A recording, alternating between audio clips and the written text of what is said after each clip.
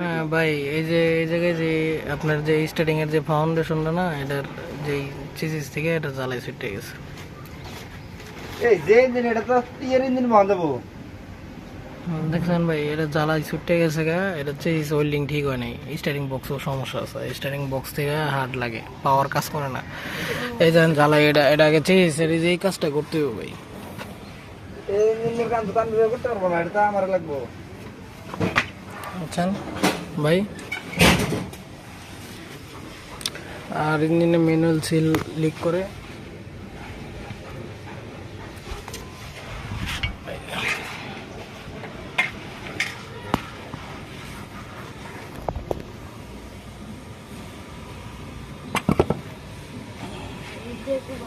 Manual seal leak করে যেন এটা মোবিল পরে ভাই, এটি ঠিক করে দিতে হবে।